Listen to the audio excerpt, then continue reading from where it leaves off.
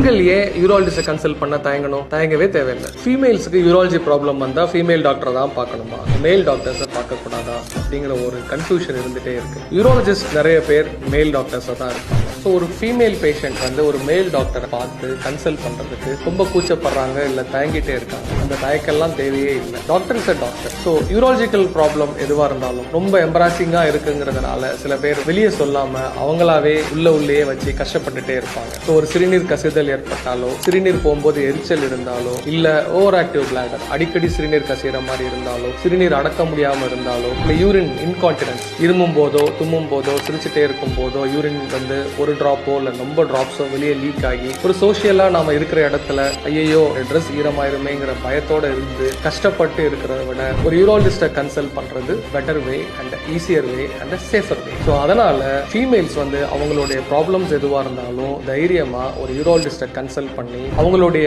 டிஃபிகல்ட்டிஸை சொல்லி ஒரு யூராலஜிஸ்ட் அவங்களுக்கு கைடன்ஸ் கொடுத்து அவங்களுடைய பிரச்சனைகளை எளிதாக போக முடியும்.